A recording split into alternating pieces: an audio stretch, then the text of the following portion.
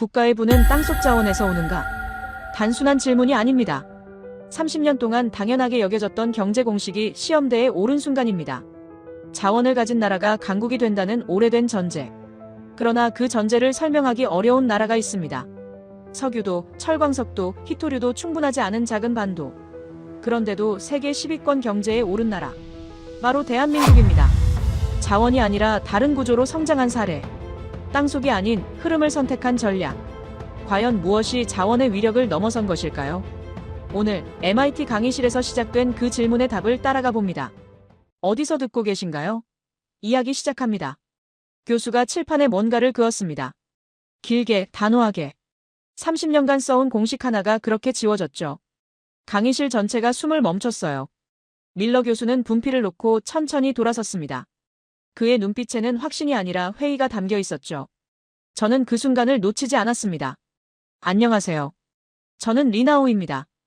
MIT 국제경제학과 석사과정 2년차 중국 정부 장학생이죠. 베이징 대학을 수석으로 졸업했고 이곳에 온 목적은 명확했어요.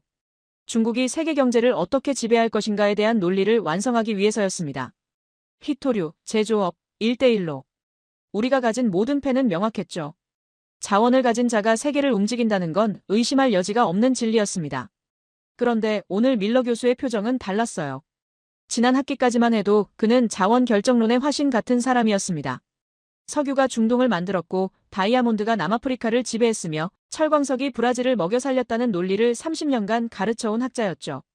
그의 논문은 세계은행 정책 자료로 인용됐고 각국 정부는 그의 이론을 근거로 자원 개발에 국가 예산을 쏟아부었습니다. 그런 사람이 지금 자기 이론을 지우고 있었어요. 교수는 천천히 입을 열었습니다. 저는 틀렸을지도 모른다고 그가 말했어요. 강의실이 웅성거리기 시작했습니다. 제 옆자리의 이반은 러시아에서 온 친구인데 천연가스 파이프라인으로 유럽을 쥐락펴락하는 자국의 힘을 늘 자랑하던 녀석이었죠. 그가 작게 웃으며 뭔가 농담이겠거니 하는 표정을 지었어요. 뒷자리의 카를로스는 브라질 출신으로 철광석 수출이 자기 나라 GDP의 큰 축을 담당한다는 사실을 입버릇처럼 말하던 학생이었습니다. 그 역시 고개를 갸웃했죠. 밀러 교수는 칠판 옆 스크린을 켰습니다. 세계 지도가 떴어요. 붉은색으로 표시된 나라들이 있었죠. 사우디아라비아, 러시아, 호주, 브라질, 남아공. 모두 자원대국이었습니다. 교수는 그 나라들을 하나씩 가리키며 말했어요. 이 나라들은 제 이론대로 성장했다고, 자원이 부를 만들었다고 말이죠. 저는 고개를 끄덕였습니다. 당연한 이야기였으니까요. 그런데 교수의 손이 지도의 한 곳에서 멈췄어요. 작은 반도 하나. 동아시아 끝자락에 붙어있는 지도에서 손톱만 한 크기의 땅이었습니다. 한국이었죠. 교수는 그 땅을 한참 바라보다가 천천히 말을 이었어요. 이 나라는 경제학계의 블랙홀이라네. 모든 자원 이론을 빨아들여 무력화시키지. 저는 미소를 지었습니다. 블랙홀이라니 과장이 심하다는 생각이 들었어요. 한국은 분명 빠르게 성장한 나라였지만 그건 어디까지나 운과 시기가 맞아떨어진 결과라고 생각했습니다. 미국의 원조, 일본의 기술 이전, 냉전 시대의 특수. 그런 요소들이 복합적으로 작용한 거였죠. 중국처럼 광활한 땅과 14억 인구, 그리고 세계 희토류의 90%를 장악한 나라와는 비교할 수 없는 수준이었어요. 교수는 화면을 넘겼습니다. 한국의 자원 보유 현황 그래프가 떴어요. 석유 매장량 제로, 천연가스 제로, 철광석 미미, 구리 미미, 희토류 전무. 모든 항목에 빨간 X 표시가 그려져 있었습니다. 교수는 그 화면을 가리키며 말했죠. 이 나라는 땅속에 아무것도 없다고, 그런데 1인당 GDP가 3만 달러를 넘었다고 말이에요. 강의실이 조용해졌습니다. 독일에서 온 아냐가 팔짱을 끼고 화면을 응시했어요. 그녀는 제조업 강국 출신답게 기술과 시스템에 대한 자부심이 강한 학생이었습니다. 그녀조차 약간 놀란 표정이었죠. 저는 여전히 미소를 지었어요. 그래서 뭐가 문제냐는 듯이 말이죠. 교수는 다음 슬라이드를 넘겼습니다. 1인당 GDP 성장 곡선이었어요. 1960년부터 2020년까지의 데이터였죠. 한국에서는 거의 수직에 가까웠습니다. 1960년 79달러에서 2020년 3만 달러 이상으로 치솟은 그래프였어요. 같은 기간 사우디는 석유로, 호주는 철광석으로, 브라질은 원자재로 성장했지만 그 곡선은 한국보다 완만했습니다. 저는 속으로 생각했어요. 그건 초기값이 낮아서 그런 거라고, 성장률만 보면 그렇게 보이는 거라고 말이죠. 실제 경제 규모로 따지면 중국이 압도적이었습니다. 우리는 세계 2위 경제대국이었고 제조업 생산량은 미국을 넘어섰어요. 한국 같은 작은 나라와 비교하는 것 자체가 우스웠죠. 밀러 교수는 칠판 앞으로 걸어갔습니다. 그는 분필을 들고 큰 글씨로 뭔가를 적기 시작했어요. 자원, 부, 국력. 세 단어를 세로로 나란히 썼죠. 그리고 그 사이에 등호를 그었습니다. 자원은 부, 부는 국력. 30년간 제가 가르쳐온 공식이라고 그가 말했어요. 그런데 이 공식으로는 한국을 설명할 수 없다고 덧붙였습니다. 저는 손을 들 뻔했습니다. 설명할 수 있다고 한국은 예외적 케이스일 뿐이라고 말하고 싶었어요. 하지만 참았습니다. 교수가 뭘 더 보여줄지 궁금했으니까요. 사실 저는 이미 답을 알고 있었습니다. 한국은 미국의 동맹국이었고 냉전의 최전선에서 막대한 군사경제 원조를 받았죠. 그게 전부였어요. 교수는 다시 화면을 넘겼습니다. 이번엔 수출 품목 비교였어요. 사우디는 석유, 호주는 철광석과 석탄, 러시아는 천연가스. 반면 한국은 반도체, 자동차, 선박, 디스플레이, 배터리였습니다. 교수는 한국 항목을 가리키며 말했죠. 이 나라는 땅속에서 파낸 게 하나도 없는데 세계 6위 수출국이라고. 저는 내심 코웃음을 쳤어요. 그래서요? 결국 그 반도체를 만들려면 우리 중국의 히토류가 필요하잖아요. 한국이 아무리 기술이 좋아도 원자재가 없으면 공장은 멈춥니다. 그건 명백한 사실이었죠. 저는 강의실 한쪽 구석에 앉아있는 박준서를 힐끗 쳐다봤습니다.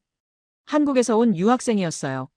조용하고 말수 적은 친구였지만 한국 산업에 대한 자부심은 남달랐죠.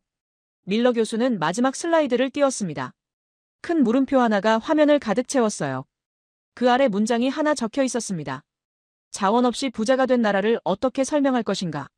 교수는 강의실을 천천히 둘러봤습니다. 그의 시선이 학생들 하나하나를 스쳤어요. 이반, 카를로스, 아냐, 그리고 저. 마지막으로 박준서에게 시선이 머물렀죠. 교수는 말했습니다. 오늘 우리는 이 질문에 답해볼 거라고, 제 이론이 맞는지 틀린지 함께 검증해보겠다고 말이에요.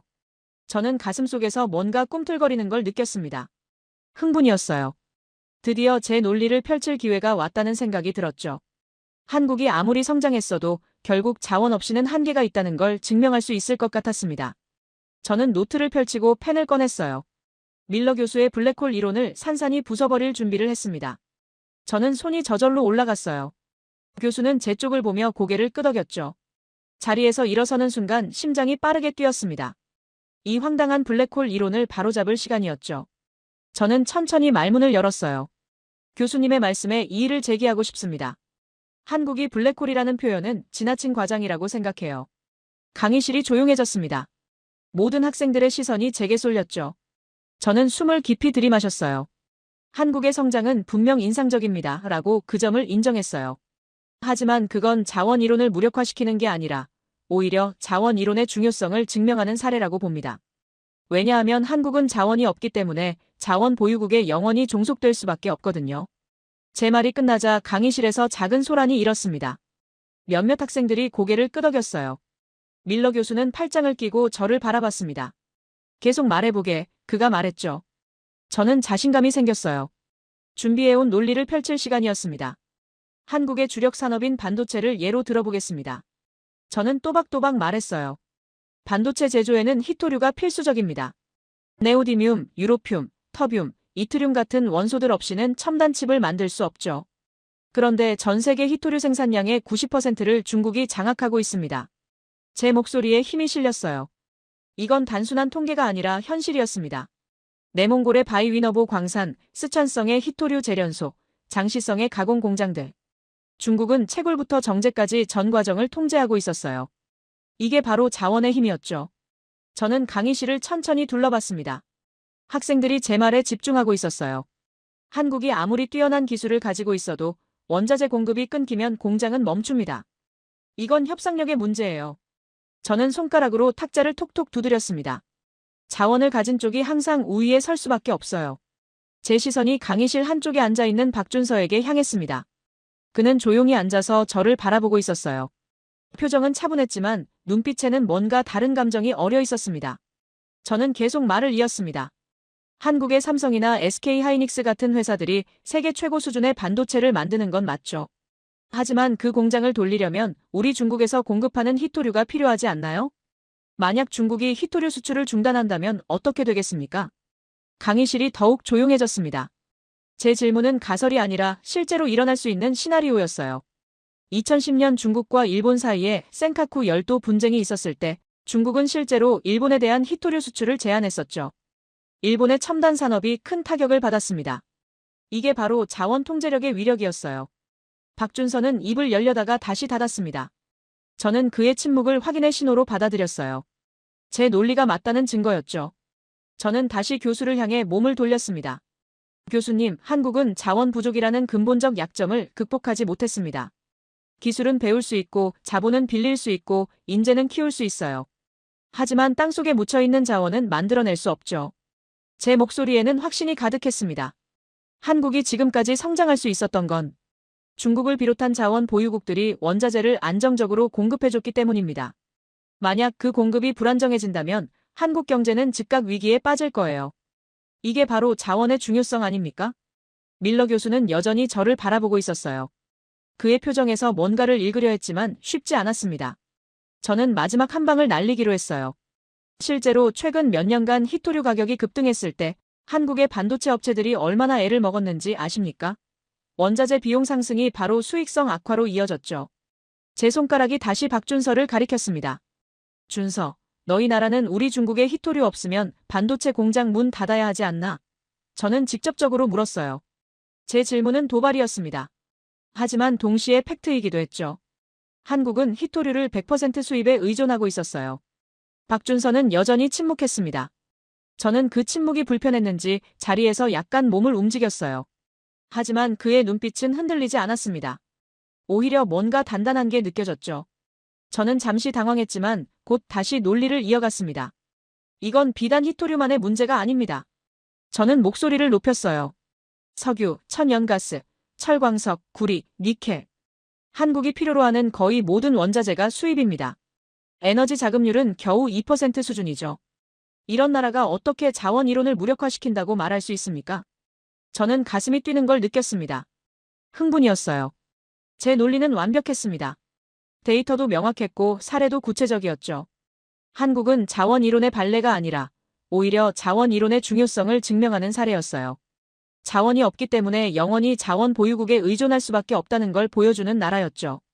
강의실의 분위기가 바뀌는 게 느껴졌습니다. 몇몇 학생들이 고개를 끄덕이고 있었어요. 이반은 작게 미소를 지었고 카를로스는 팔짱을 낀 채 만족스러운 표정을 지었습니다. 자원 강국 출신 학생들은 제 말에 동조하고 있었어요. 저는 승리의 순간을 맛보고 있었습니다. 밀러 교수는 천천히 고개를 끄덕였어요. 좋은 지적이네, 그가 말했습니다. 자원 의존도는 분명 중요한 변수지. 하지만 교수의 목소리에는 뭔가 더 있었어요. 제가 놓치고 있는 게 있다는 듯한 뉘앙스였죠. 저는 잠시 불안해졌지만 곧 그 감정을 떨쳐냈습니다. 제 논리는 완벽했으니까요. 저는 자리에 앉았습니다. 노트에 방금 한 말들을 정리하기 시작했어요. 히토류 통제력, 원자재 의존도, 에너지 자급률. 모두 제 주장을 뒷받침하는 핵심 키워드들이었습니다. 저는 펜을 놓고 교수를 바라봤어요. 이제 교수가 뭐라고 반박할지 궁금했습니다. 하지만 제 가슴 한편에는 미묘한 긴장감이 남아있었어요. 박준서의 침묵이 계속 신경 쓰였습니다. 왜 그는 아무 말도 하지 않았을까요? 제 질문에 답할 수 없어서였을까요? 아니면 답할 필요가 없다고 생각했던 걸까요? 저는 그 차이를 구분할 수 없었습니다. 제가 자리에 앉자마자 다른 손들이 올라가기 시작했습니다. 저는 그 광경을 보며 미소를 지었어요. 제 논리가 물꼬를 튼 거였죠. 이반이 가장 먼저 일어섰습니다. 그의 덩치 큰 체구가 강의실 한쪽을 차지했어요. 러시아 특유의 억센 억양이 섞인 영어가 울려 퍼졌습니다. 리나우의 말이 정확합니다. 이반이 말했어요. 그의 목소리에는 자신감이 넘쳤습니다. 러시아는 세계 최대 천연가스 수출국입니다. 유럽 전체가 우리의 파이프라인에 의존하고 있죠. 겨울만 되면 유럽 각국 정상들이 모스크바에 전화를 걸어옵니다. 가스 공급을 계속해달라고 사정하면서요. 저는 고개를 끄덕였습니다. 이반의 말은 과장이 아니었어요. 노르드 스트림 파이프라인은 유럽의 생명줄이었죠. 독일, 프랑스, 이탈리아. 이 나라들의 난방과 발전은 러시아 가스에 달려 있었습니다. 2006년과 2009년 우크라이나 가스 분쟁 때 러시아가 밸브를 잠그자 유럽 전체가 얼어붙었었죠. 이반은 계속 말을 이었습니다. 우리는 파이프라인을 통제합니다. 공급을 늘릴 수도 줄일 수도 있죠. 가격도 우리가 정합니다. 그의 손이 공중에서 밸브를 돌리는 신용을 했어요. 이게 바로 자원의 힘입니다. 기술은 배울 수 있지만 시베리아 땅속 천연가스는 배울 수 없죠. 강의실에서 웃음이 터져 나왔습니다. 저도 함께 웃었어요. 입안의 표현은 직설적이었지만 핵심을 찌르고 있었습니다. 한국이 아무리 기술을 발전시켜도 에너지 없이는 공장을 돌릴 수 없었어요. 그리고 그 에너지는 러시아 같은 자원 대국에서 나왔죠. 입안이 안짜 카를로스가 일어났습니다. 브라질 출신인 그는 항상 여유로운 미소를 지었는데 오늘은 그 미소가 더욱 짙었어요. 저는 브라질 이야기를 들을 준비를 했습니다. 철광석, 그게 카를로스의 자랑이었으니까요. 브라질은 세계 2위 철광석 생산국입니다. 카를로스가 말했어요. 발레 광산에서 나오는 철광석은 전 세계로 수출됩니다. 중국, 일본, 한국, 독일. 이 나라들의 제철소는 모두 우리 철광석으로 돌아갑니다. 그의 목소리에는 자부심이 가득했어요. 자동차를 만들려면 강철이 필요하고 강철을 만들려면 철광석이 필요합니다. 그 철광석은 우리가 공급하죠. 저는 속으로 계산을 했습니다. 한국의 포항제철, 현대제철 같은 회사들이 쓰는 철광석의 상당 부분이 브라질과 호주에서 왔어요. 카를로스의 말대로 철광석 없이는 자동차도 배도 만들 수 없었습니다. 기술이 아무리 좋아도 원료가 없으면 무용지물이었죠. 카를로스는 손가락으로 숫자를 세기 시작했어요. 2020년 브라질의 철광석 수출액이 230억 달러였습니다. 우리는 땅을 파서 돈을 벌어요. 공장도 기술자도 복잡한 공정도 필요 없습니다. 그냥 땅속에서 꺼내서 배에 실으면 되죠.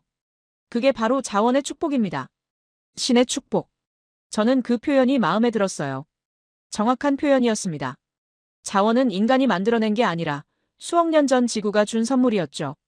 어떤 나라는 그 선물을 받았고 어떤 나라는 받지 못했어요. 한국은 불행히도 후자였습니다. 강의실 뒤쪽에서 또 다른 손이 올라갔어요. 사우디아라비아에서 온 파드였습니다. 그는 평소에 말이 없는 학생이었는데 오늘은 뭔가 말하고 싶은 게 있는 모양이었죠. 저는 그의 발언을 기대하며 몸을 앞으로 기울였습니다. 사우디는 석유로 나라를 만들었습니다. 파드가 조용히 말했어요. 1930년대만 해도 우리는 가난한 사막 왕국이었죠. 하지만 땅속에서 석유가 발견되면서 모든 게 바뀌었습니다. 지금 우리는 세계에서 가장 부유한 나라 중 하나예요. 그의 목소리는 담담했지만 그 속에 담긴 자부심은 명확했습니다. 저는 사우디의 변화를 알고 있었어요. 석유 수출로 벌어들인 돈으로 사막의 도시를 건설했고 국민들에게 무상 교육과 의료를 제공했죠. 세금도 거의 없었습니다. 석유가 모든 걸 해결해줬어요. 이게 바로 자원의 마법이었습니다. 파드는 계속 말했어요. 우리는 하루에 1000만 배럴 넘게 석유를 생산합니다. 세계 경제가 우리 석유로 돌아가죠. 미국도, 중국도, 유럽도, 한국도 우리 석유가 필요합니다. OPEC 회의에서 우리가 감산을 결정하면 유가가 치솟고 증산을 결정하면 유가가 떨어집니다. 이게 영향력입니다. 저는 완전히 동의했어요. 석유는 단순한 상품이 아니라 무기였습니다. 1973년 오일 쇼크 때 중동 산유국들이 석유 수출을 제한하자 세계 경제가 마비됐었죠. 선진국들이 패닉에 빠졌습니다. 석유가 없으면 비행기도 자동차도 공장도 멈췄어요. 강의실 분위기가 완전히 바뀌었습니다. 자원 보유국 출신 학생들의 기세가 하늘을 찔렀어요. 저는 그들과 함께 있다는 사실이 자랑스러웠습니다. 중국도 자원 강국이었으니까요. 히토류뿐만 아니라 석탄, 철, 구리, 텅스텐. 우리가 가진 자원은 셀 수도 없었죠. 아냐가 손을 들었습니다. 독일 출신인 그녀는 지금까지 조용히 듣고만 있었어요. 저는 그녀가 뭐라고 할지 궁금했습니다. 독일은 자원부국은 아니었지만 제조업 강국이었으니까요. 혹시 다른 관점을 제시할까 싶었죠. 하지만 아냐의 말은 의외였습니다. 저도 자원의 중요성에 동의합니다. 그녀가 말했어요. 독일도 러시아 가스에 의존하고 있죠. 루르 지방의 공업지대도 과거에는 석탄이 있었기에 가능했습니다. 자원 없이 제조업을 하는 건 모래 위에 성을 쌓는 것과 같아요. 저는 놀랐습니다. 제조업 강국 출신인 아냐조차 자원의 중요성을 인정하는 거였어요.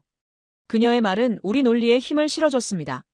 독일처럼 기술이 발달한 나라도 결국 에너지와 원자재가 필요했죠. 기술은 자원을 대체할 수 없었어요. 저는 강의실을 둘러봤습니다. 학생들 대부분이 고개를 끄덕이고 있었어요. 자원론이 압도적 우위를 점하고 있었습니다. 한국 같은 예외적 사례 하나가 수십 년간 증명된 이론을 뒤집을 수는 없었죠. 저는 가슴이 벅차올랐습니다. 이반이 다시 한번 말했어요. 자원은 신이 내린 축복입니다. 그의 말투는 선언처럼 들렸죠. 어떤 나라는 축복받았고 어떤 나라는 그렇지 못했어요. 이건 노력으로 바꿀 수 없습니다. 땅속에 뭐가 있느냐가 국가의 운명을 결정하죠. 카를로스가 맞장구를 쳤습니다. 맞습니다. 우리는 운이 좋았어요. 신이 우리 땅에 철을 묻어뒀죠. 한국은 불행히도 그런 행운이 없었습니다. 그의 말에는 동정과 우월감이 뒤섞여 있었어요. 저는 그 감정을 이해했습니다.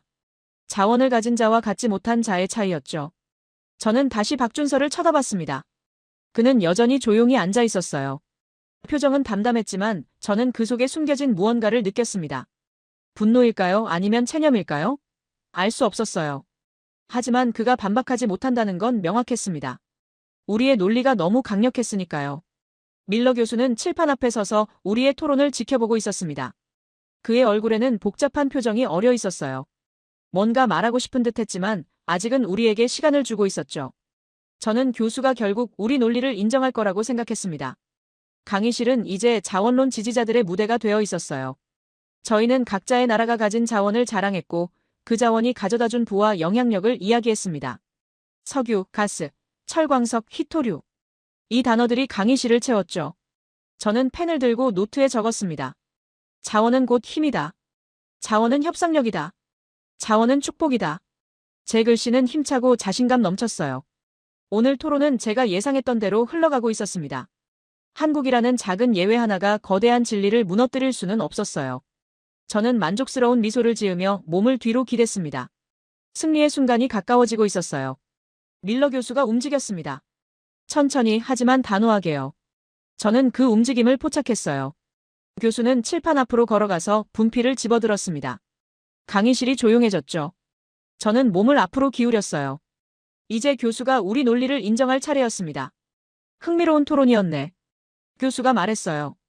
자원이 국력을 만든다는 주장, 논리적으로 들리지. 하지만 그의 목소리에는 뭔가 다른 게 있었습니다. 반전의 기미였죠. 저는 긴장했어요. 교수는 칠판에 큰 글씨로 한 단어를 적었습니다. 네덜란드. 저는 눈살을 찌푸렸습니다. 네덜란드요? 왜 갑자기 네덜란드가 나오는 거죠? 그 나라는 자원 대국도 아니었어요. 제 머릿속이 복잡해지기 시작했습니다. 교수는 분필을 내려놓고 우리를 둘러봤어요. 자네들은 네덜란드 병이라는 걸 아나? 강의실에 침묵이 흘렀습니다. 저는 그 용어를 어디선가 들은 것 같았지만 정확히 뭔지는 몰랐어요. 이반도 카를로스도 고개를 갸웃했습니다. 교수는 천천히 설명하기 시작했어요. 1959년 네덜란드 북해에서 천연가스가 발견됐네. 엄청난 양이었지. 유럽 최대 규모였어. 저는 귀를 기울였습니다. 천연가스 발견이라니 축복 아닌가요? 이반이 방금 말했던 것처럼 가스는 돈이었습니다. 유럽 전체에 팔 수 있는 자원이었죠. 네덜란드는 분명 부자가 됐을 거예요. 제 예상은 맞는 것 같았어요. 교수는 계속 말했습니다. 네덜란드는 순식간에 부자가 됐지. 가스 수출로 막대한 돈이 들어왔어. GDP가 치솟았고 정부 예산은 넘쳐났네. 그런데 문제가 생겼어. 저는 몸을 더욱 앞으로 기울였어요.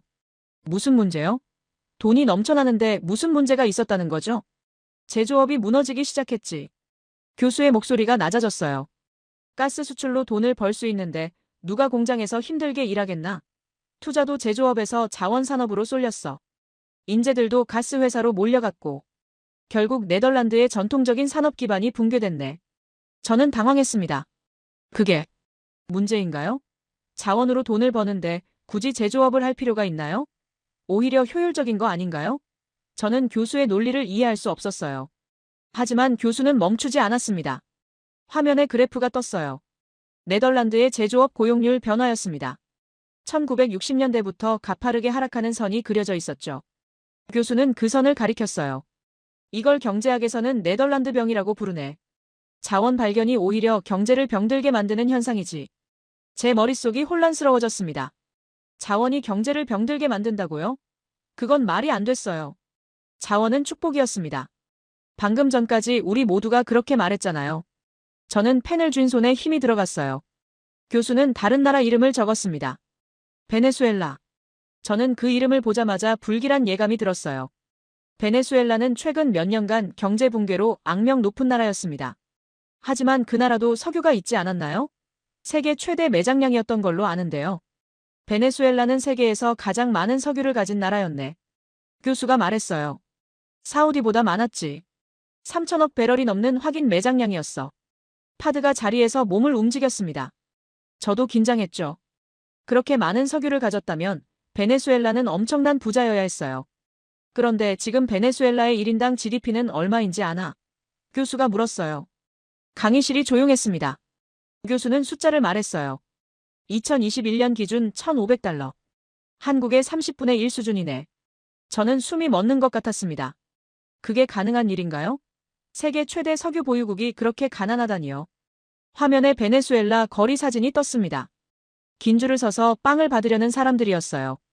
하이퍼 인플레이션으로 돈이 휴지 조각이 된 모습이었죠. 교수는 차분히 설명했습니다. 석유가 발견되면서 베네수엘라는 다른 산업을 키우지 않았네. 땅만 파면 돈이 나오는데 누가 기술을 개발하겠나? 누가 공장을 짓겠나? 저는 가슴이 답답해졌어요. 교수의 말은 계속 이어졌습니다. 정부는 석유 수출로 벌어들인 돈을 국민에게 뿌렸어. 보조금, 복지, 공짜 서비스. 아무도 일하지 않아도 먹고 살 수 있었지. 그런데 유가가 폭락하자 어떻게 됐나? 모든 게 무너졌네. 이반이 손을 들었어요. 하지만 교수님, 그건 베네수엘라 정부가 잘못한 거 아닙니까? 자원 자체의 문제는 아니죠.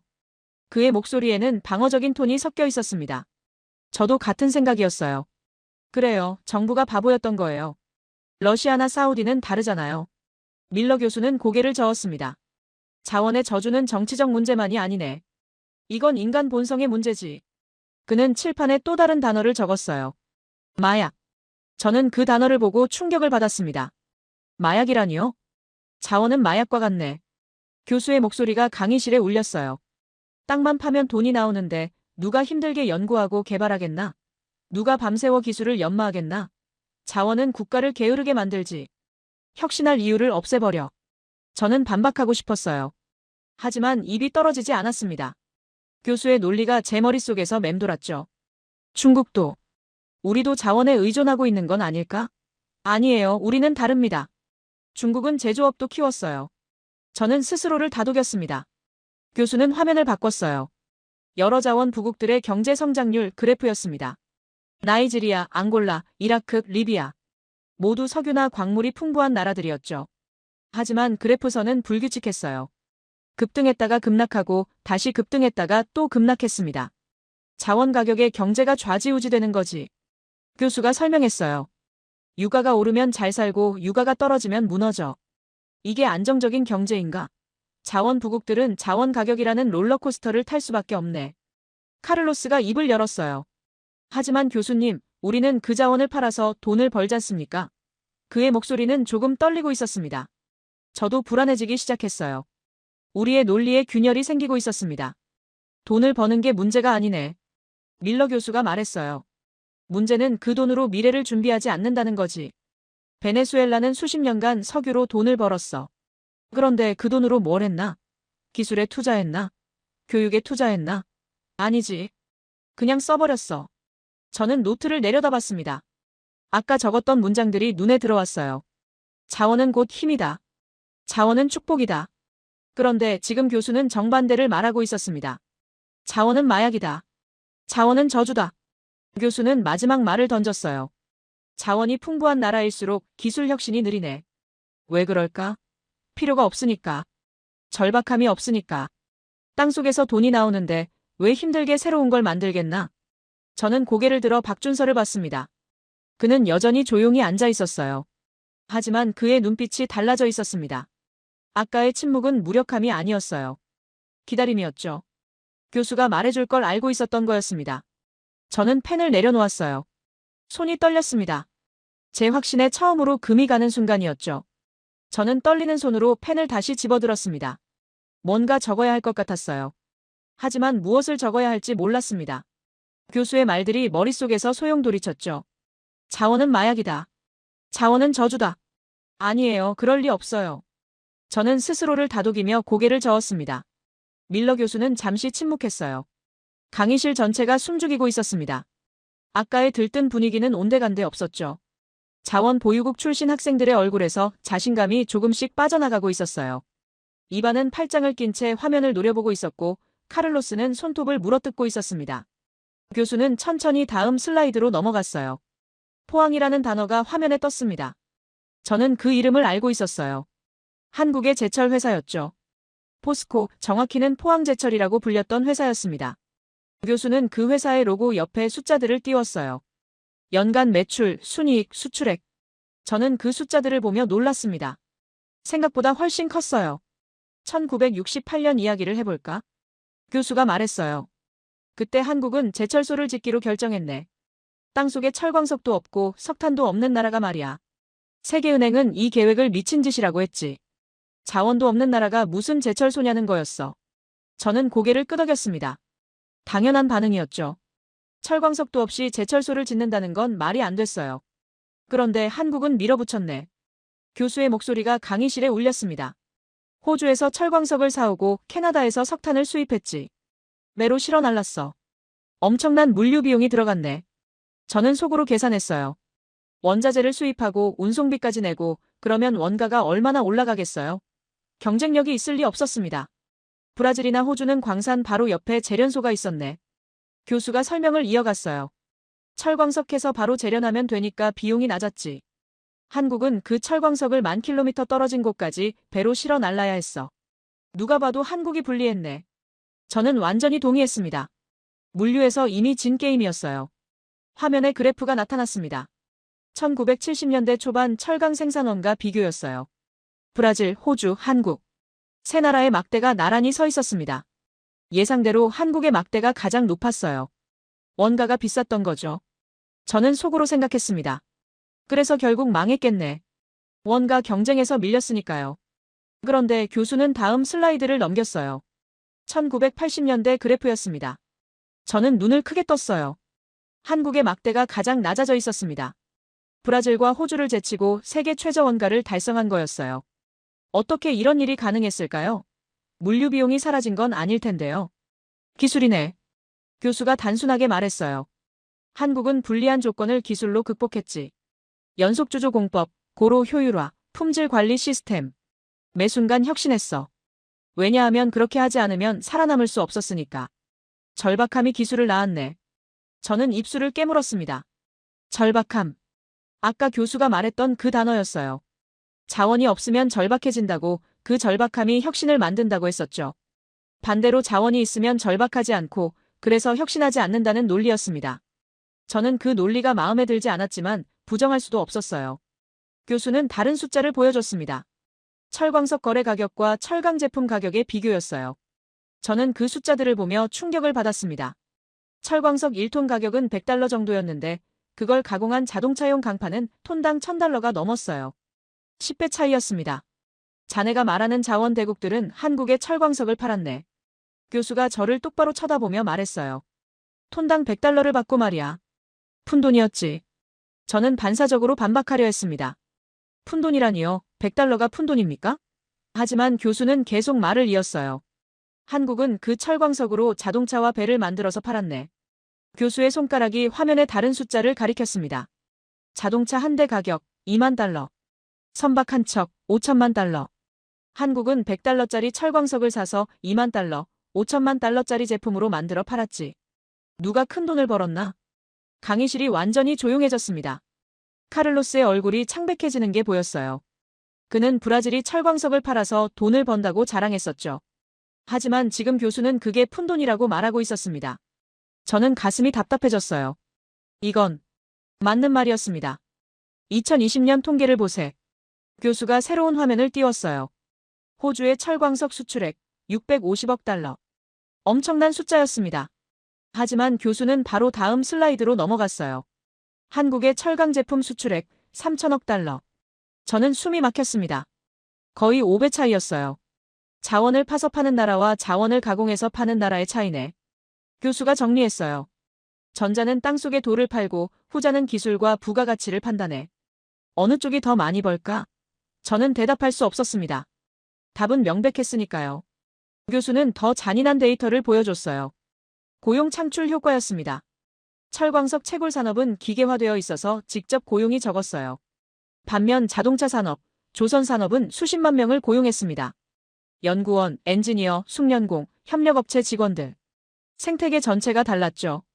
자원산업은 고용이 적네. 교수가 말했어요. 광산 하나에 몇백 명 일할까? 하지만 자동차 공장 하나는 몇만 명을 먹여 살리지. 부가가치 산업과 자원산업의 차이야. 저는 중국의 히토류 산업을 떠올렸습니다.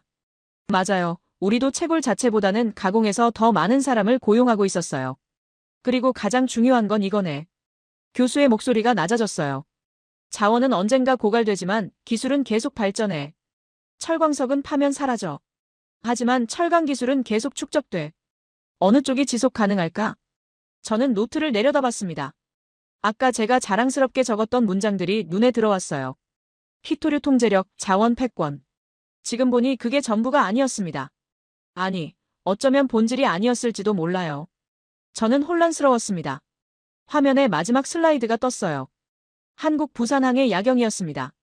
수백 척의 배들이 정박해 있고 거대한 컨테이너 크레인들이 밤하늘을 찌르고 있었어요. 그 옆에 숫자가 적혀 있었습니다. 연간 처리 물동량 2천만 TEU. 세계 6위 항구였습니다. 이 배들은 뭘 싣고 나갈까? 교수가 물었어요. 철광석? 석유? 아니지. 반도체, 자동차, 선박, 디스플레이, 배터리. 모두 기술 집약적 제품들이네. 한국은 자원을 수입해서 기술을 수출하는 나라야. 저는 그 말을 곱씹었습니다. 자원을 수입해서 기술을 수출한다. 교수는 칠판 앞으로 다시 걸어갔어요. 그리고 아까 적었던 등식을 가리켰습니다. 자원은 부는 국력. 교수는 분필로 그 등식에 큰 물음표를 그렸어요. 정말 그럴까? 아니면 이렇게 써야 하는 건 아닐까? 교수는 새로운 등식을 적었습니다. 기술은 부가가치, 부가가치는 국력. 저는 그 등식을 바라봤어요. 제 머릿속에서 뭔가가 무너지고 있었습니다. 30분 전만 해도 확신에 차 있었던 제 논리가 흔들리고 있었죠. 자원이 전부가 아닐 수도 있다는 생각이 스며들고 있었어요. 저는 주먹을 꽉 쥐었습니다. 아직 끝난 게 아니에요. 분명 반론할 수 있을 거예요. 저는 다시 손을 들 준비를 했습니다. 저는 손을 번쩍 들었습니다. 참을 수 없었어요. 교수가 제 쪽을 보며 고개를 끄덕이자 저는 자리에서 벌떡 일어났습니다. 가슴속에서 뜨거운 무언가가 끓어오르고 있었어요. 분노였을까요? 아니면 불안이었을까요? 저도 잘 몰랐습니다. 다만 한 가지는 확실했어요. 이대로 물러설 수는 없다는 거였죠. 교수님 말씀은 이해합니다. 저는 최대한 침착한 목소리를 유지하려 애썼어요. 하지만 제 목소리는 이미 떨리고 있었습니다. 한국이 기술로 성공한 건 인정해요. 그런데 그건 결국 운이 좋았던 거 아닙니까? 제 말이 끝나자마자 강의실에서 웅성거림이 일었습니다. 저는 그 반응에 힘을 얻어 계속 말을 이었어요. 한국은 냉전 시대의 미국의 전략적 요충지였잖아요. 저는 손가락으로 하나씩 짚어가며 말했습니다. 막대한 원조를 받았고 베트남 전쟁 특수를 누렸고 일본의 기술 이전도 받았어요. 이런 행운이 겹쳤기 때문에 가능했던 거죠. 만약 다른 조건이었다면 한국도 실패했을 겁니다. 밀러 교수는 저를 조용히 바라봤습니다. 그의 눈빛에서 뭔가를 읽으려 했지만 쉽지 않았어요. 저는 더욱 목소리를 높였습니다. 같은 시기에 독립한 나라들을 보세요. 아프리카, 남미, 동남아시아. 대부분 실패했잖아요. 한국만 성공한 건 특별한 행운 때문이에요. 그게 아니라면 다른 나라들도 성공했어야죠. 제 논리는 명쾌했습니다. 아니, 적어도 저는 그렇게 생각했어요. 한국의 성공은 재현 불가능한 예외적 케이스였고, 그건 자원 이론의 중요성을 무력화시키는 게 아니라 오히려 특수한 상황의 산물일 뿐이라는 거였죠. 저는 자신만만하게 교수를 쳐다봤습니다. 운이라고 했나? 교수가 천천히 입을 열었어요. 그의 목소리는 여전히 차분했습니다. 흥미로운 관점이네. 그렇다면 한 가지 물어보겠네. 만약 정말 운이었다면 왜 같은 원조를 받은 다른 나라들에선 한국 같은 기적이 단 한 번도 일어나지 않았을까? 저는 입을 다물었습니다. 교수는 화면을 조작하기 시작했어요. 새로운 슬라이드가 나타났습니다. 1945년부터 1990년까지 미국이 제공한 해외 원조 목록이었어요. 저는 그 리스트를 보며 숨이 막혔습니다. 한국만 원조를 받은 게 아니었어요. 수십 개 나라가 나열되어 있었습니다. 필리핀을 보게. 교수가 첫 번째 국가를 가리켰어요. 1946년부터 1990년까지 미국으로부터 받은 원조액 총 120억 달러. 한국이 받은 60억 달러의 2배네. 그런데 필리핀의 1인당 GDP는 얼마인가? 2020년 기준 3,000달러. 한국의 10분의 1 수준이지. 저는 그 숫자를 보며 당황했습니다. 필리핀이 한국보다 2배나 많은 원조를 받았다고요? 저는 그 사실을 몰랐어요. 교수는 다음 국가로 넘어갔습니다. 이집트, 파키스탄, 터키, 인도네시아. 모두 막대한 원조를 받은 나라들이었어요. 이집트는 1950년대부터 지금까지 미국으로부터 800억 달러가 넘는 원조를 받았네. 교수의 손가락이 화면의 숫자를 짚었어요. 한국의 10배가 넘어. 군사 원조, 경제 원조, 식량 원조. 온갖 종류의 지원을 받았지. 그런데 지금 이집트 경제는 어떤가? 저는 대답할 수 없었습니다. 이집트는 여전히 개발도상국이었어요. 만성적인 실업, 낮은 소득 수준, 정치적 불안정. 한국과는 완전히 다른 길을 걸었죠. 교수는 멈추지 않고 계속 데이터를 보여줬습니다. 파키스탄, 총 원조액 670억 달러. 인도네시아, 450억 달러. 콜롬비아, 290억 달러. 교수는 하나씩 읽어나갔어요. 이 나라들은 모두 한국보다 많거나 비슷한 규모의 원조를 받았네. 베트남 전쟁 특수도 필리핀, 태국이 함께 누렸어. 일본의 기술 이전도 동남아시아 여러 나라가 받았지. 저는 의자 등받이를 붙잡았습니다. 다리에 힘이 빠지는 것 같았어요. 제가 운이라고 말했던 모든 요소들이 사실은 여러 나라가 공유했던 조건이었던 거예요. 한국만의 특별한 행운이 아니었습니다. 교수는 더 잔인한 데이터를 꺼냈습니다. 세계은행과 IMF가 제공한 개발 차관 목록이었어요. 1960년대부터 1990년대까지 수십 개 나라가 저리 차관을 받았습니다. 한국도 그중 하나였지만 가장 많이 받은 나라는 아니었어요. 브라질, 멕시코, 아르헨티나가 훨씬 더 많은 돈을 빌렸습니다. 그런데 왜 한국만 갚았을까? 교수가 물었어요. 1995년 한국은 세계은행 차관을 모두 상환했네. 빚을 다 갚은 거지. 그리고 오히려 원조를 주는 나라가 됐어. 반면 다른 나라들은 아직도 빚더미에 앉아있지. 저는 아무 말도 할 수 없었습니다. 교수는 화면을 다시 바꿨어요. 이번엔 1960년 시점의 국가별 1인당 GDP 비교였습니다. 한국, 필리핀, 가나, 이집트, 파키스탄. 모두 비슷한 수준이었어요.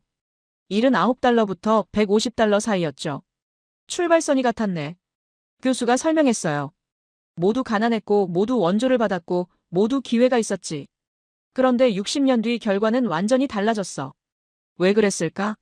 운 때문일까? 화면에 2020년 같은 나라들의 1인당 GDP가 나타났습니다. 한국은 3만 달러를 넘었고 필리핀은 3,000달러, 가나는 2,000달러, 이집트는 3,000달러, 파키스탄은 1,500달러였어요. 격차가 엄청났습니다. 저는 그 숫자들을 보며 말문이 막혔어요. 만약 운이라면 왜 확률이 이렇게 불균등할까? 교수의 목소리에 힘이 실렸습니다. 왜 같은 조건에서 출발한 수십 개 나라 중에서 한국만 성공했나? 동전을 던져서 앞면이 나올 확률은 50%지. 그런데 50개 나라가 동전을 던졌는데 한 나라만 앞면이 나왔다면 그게 정말 운일까? 저는 입술을 깨물었습니다. 교수의 논리는 명쾌했어요. 통계적으로 봤을 때 한국의 성공이 순전히 운이었다면 다른 나라들 중 최소한 몇 개는 비슷한 성과를 냈어야 했습니다. 하지만 그런 나라는 없었어요. 대만과 싱가포르 정도가 비슷한 궤적을 그렸지만 그들도 자원이 없는 나라들이었죠. 교수는 마지막 슬라이드를 띄웠습니다. 한국, 대만, 싱가포르의 공통점이라는 제목이었어요. 3가지 항목이 적혀 있었습니다. 자원 빈국, 교육 투자, 수출 주도 공업화. 저는 그 단어들을 하나씩 읽었어요. 자원이 없다는 게 공통점이었습니다. 자원이 없었기 때문에 절박했네. 교수가 정리했어요. 절박했기 때문에 교육에 투자했고 기술을 개발했고 수출로 살 길을 찾았지. 반면 원조를 받고도 실패한 나라들의 공통점은 뭘까? 그들 대부분은 자원이 있었어. 석유든 광물이든 비옥한 땅이든 뭔가 있었지. 그래서 절박하지 않았어. 저는 천천히 자리에 앉았습니다. 더 이상 서 있을 힘이 없었어요. 제 논리가 완전히 무너졌습니다. 운이라고 말했지만 데이터는 그게 운이 아니라는 걸 명확히 보여주고 있었어요. 같은 조건에서 출발한 수십 개 나라 중에서 왜 하필 자원 없는 나라들이 성공했을까요? 강의실은 정적에 휩싸였습니다. 아무도 말하지 않았어요. 이반도, 카를로스도, 파드도 모두 침묵했습니다. 우리의 자신감은 온데간데 없었죠. 저는 노트를 내려다봤어요. 아까 적었던 문장들이 이제는 낯설게 느껴졌습니다. 히토류 통제력, 자원 패권, 신의 축복. 이 단어들이 정말 본질이었을까요? 저는 고개를 들어 박준서를 봤습니다. 그는 여전히 조용히 앉아 있었어요. 하지만 그의 눈빛이 달라 보였습니다. 아까는 방어적으로 보였는데 지금은 뭐라고 표현해야 할까요?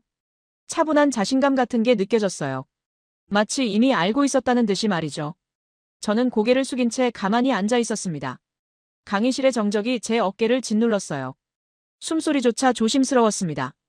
펜을 쥔 손은 여전히 떨리고 있었고 노트에 적힌 글자들은 이제 의미를 잃은 것처럼 보였죠. 자원은 힘이다. 자원은 축복이다. 그렇게 확신했던 문장들이 지금은 그저 잉크 자국일 뿐이었어요. 밀러 교수는 잠시 침묵했습니다. 강의실 전체가 숨죽이고 있었어요. 교수는 천천히 물 한 모금을 마시고 화면을 조작하기 시작했습니다. 새로운 슬라이드가 나타났고 저는 반사적으로 고개를 들었어요. 화면에는 낯선 이름이 하나 떠 있었습니다. 요르단. 저는 그 나라에 대해 많이 알지 못했어요. 중동의 작은 왕국이라는 것, 석유가 없다는 것 정도였죠. 교수는 요르단 지도를 띄웠습니다.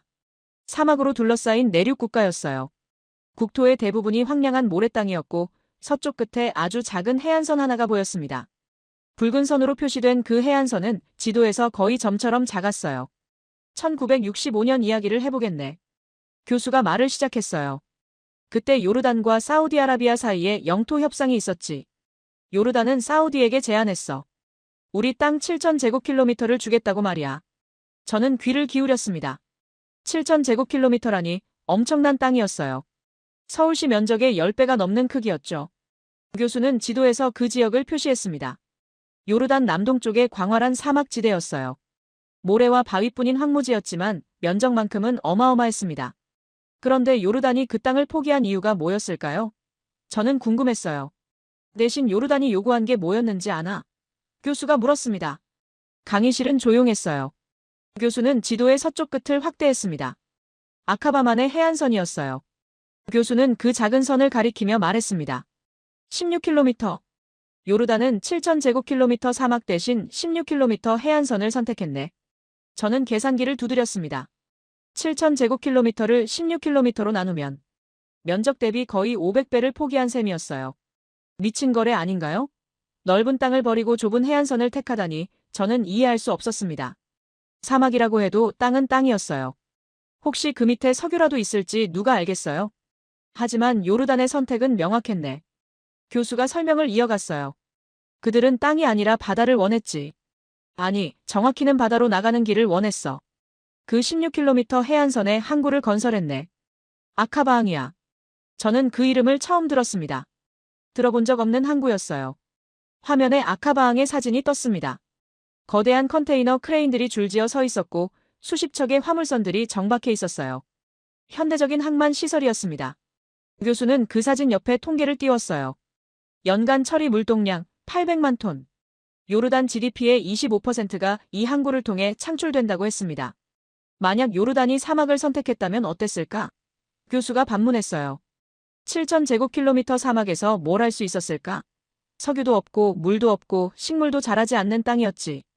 하지만 16km 해안선은 세계로 통하는 문이 됐어. 저는 그 말을 곱씹었습니다. 문, 출구, 연결. 교수는 다른 지도를 보여줬어요. 아프리카 대륙이었습니다. 여러 나라가 색깔로 구분되어 있었는데 그중 몇 개 나라가 붉은색으로 표시되어 있었어요. 차드, 중앙아프리카 공화국, 남수단, 에티오피아, 우간다, 르완다 등 12개국 나라 이름을 불렀습니다. 이 나라들의 공통점이 뭘까? 교수가 물었어요. 저는 지도를 유심히 봤습니다. 모두 아프리카 내륙에 위치해 있었어요. 바다가 없는 나라들이었죠. 교수는 답을 말했습니다. 내륙국이네. 바다로 나가는 길이 없어. 수출하려면 이웃 나라를 거쳐야 하지. 화면에 통계가 나타났습니다. 내륙국의 평균 1인당 GDP와 해안국의 평균 1인당 GDP 비교였어요. 격차가 명확했습니다. 해안국이 평균 2.5배 높았어요. 교수는 더 구체적인 사례를 보여줬습니다. 에티오피아와 케냐. 두 나라는 국경을 맞대고 있었고 인구도 비슷했으며 자원 보유량도 큰 차이가 없었어요. 그런데 1인당 GDP는 케냐가 2배 높았네. 교수가 설명했어요. 왜 그럴까? 케냐에는 몬바사 항구가 있기 때문이지.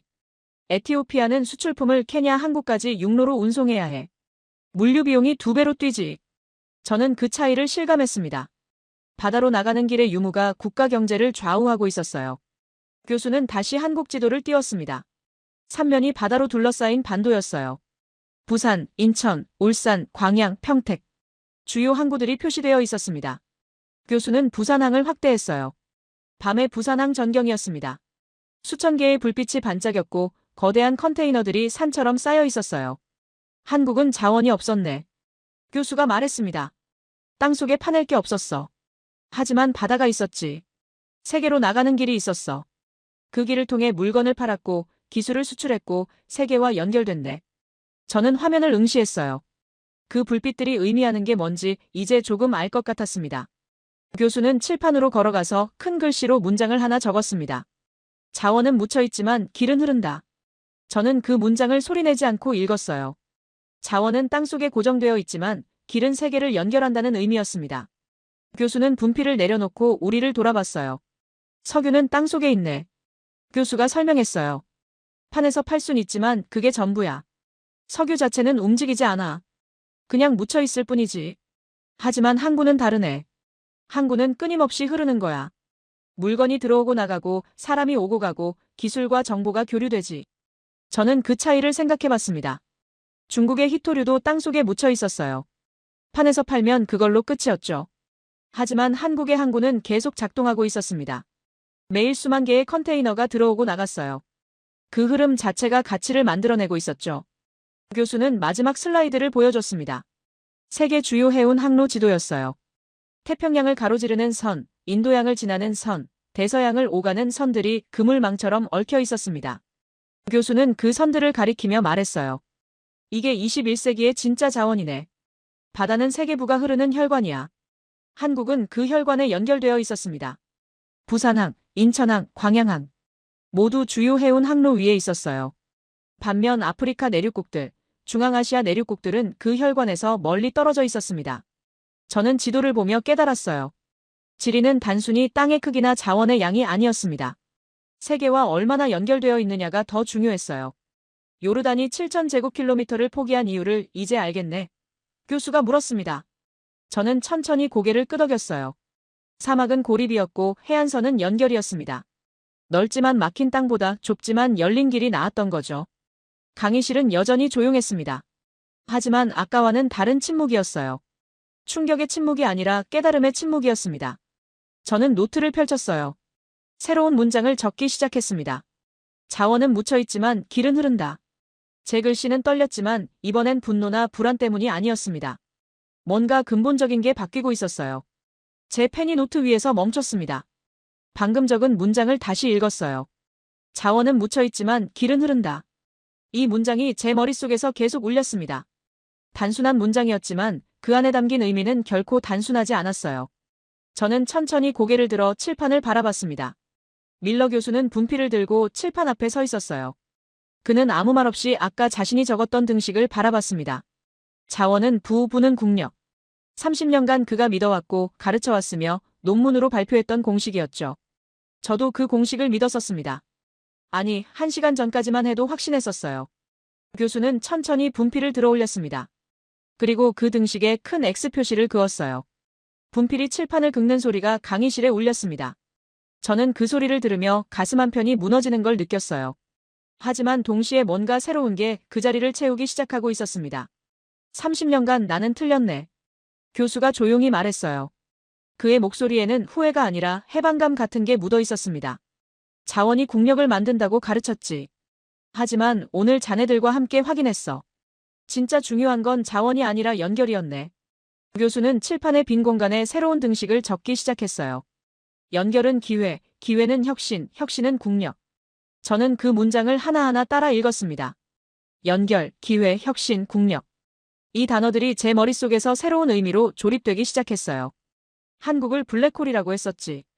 교수가 강의 시작 때를 떠올리며 말했습니다. 모든 자원 이론을 빨아들여 무력화시키는 나라라고 했어. 그런데 이제 보니 블랙홀이 아니었네. 한국은 블랙홀이 아니라 거울이었어. 제 이론의 허점을 비춰주는 거울이었지. 저는 그 표현을 곱씹었습니다. 거울. 맞아요. 한국은 자원 이론이 놓친 진실을 보여주는 거울이었어요. 땅속에 묻힌 것보다 세계와 연결된 것이 더 중요하다는 진실. 가진 것보다 만들어내는 능력이 더 가치 있다는 진실. 저는 노트를 넘겨 새로운 페이지를 폈습니다. 21세기의 진짜 자원은 길이네. 교수가 선언했어요. 석유도, 철광석도, 희토류도 아니야. 바다로 나가는 항구, 하늘을 오가는 공항, 광섬유로 연결된 인터넷. 이게 진짜 자원이지. 왜냐하면 이것들은 흐르니까. 고여있지 않고 흐르니까. 저는 펜을 들어 적기 시작했어요. 21세기의 자원은 길이다. 제 글씨는 이제 떨리지 않았습니다. 오히려 또렷하고 명확했어요. 교수는 화면을 다시 한국 지도로 바꿨습니다. 부산항, 인천공항, 그리고 전국을 연결하는 초고속 인터넷망이 표시되어 있었어요. 한국이 자원 없이 부자가 된 비밀은 간단하네. 교수가 설명했습니다. 세계와 가장 빠르게, 가장 효율적으로 연결됐기 때문이야. 항구를 통해 물건을 교역하고, 공항을 통해 사람과 기술을 교류하고, 인터넷을 통해 정보를 주고받았지. 연결이 기회를 만들었고, 기회가 혁신을 낳았어. 저는 중국을 떠올렸습니다. 우리도 항구가 있고, 공항이 있고, 인터넷이 있었어요. 하지만 저는 그걸 자원을 수출하는 통로로만 생각했었습니다.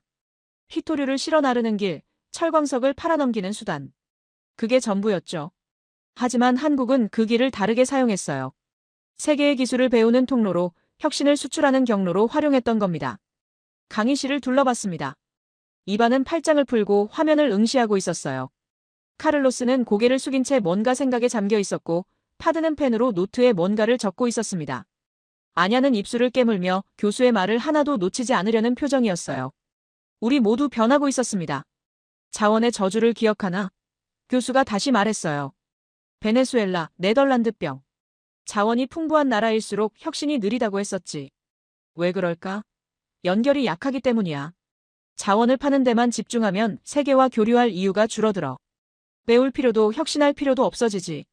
저는 그 말에 깊이 공감했습니다. 중국도 조심해야 한다는 생각이 들었어요. 희토류에만 의존하면, 석탄에만 기대면 우리도 베네수엘라처럼 될 수 있었습니다. 저는 펜으로 밑줄을 그었어요. 연결이 약하면 혁신도 약하다. 교수는 마지막 슬라이드를 띄웠습니다. 세계 혁신 지수 순이었어요. 한국, 스위스, 스웨덴, 싱가포르, 네덜란드. 상위 국가들의 공통점이 눈에 들어왔습니다. 모두 자원 빈국이었어요. 하지만 동시에 모두 세계와 긴밀히 연결된 나라들이었죠. 반면 하위 국가들을 보게. 교수가 아래쪽을 가리켰어요. 콩고, 베네수엘라, 앙골라, 나이지리아. 모두 자원이 풍부한 나라들이었습니다. 하지만 혁신 지수는 최하위였어요. 저는 그 대비를 보며 숨이 막혔습니다. 자원과 혁신은 반비례하고 있었어요.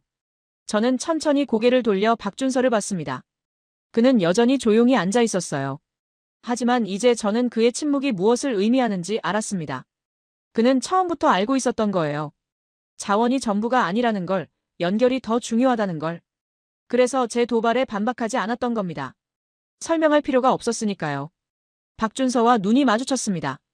저는 이번엔 시선을 피하지 않았어요. 그도 저를 똑바로 바라봤습니다. 그의 눈빛에는 승리의 기쁨이 없었어요. 대신 조용한 이해 같은 게 있었습니다. 마치 이렇게 말하는 것 같았어요. 이제 알겠냐고, 우리가 어떻게 여기까지 왔는지 말이죠.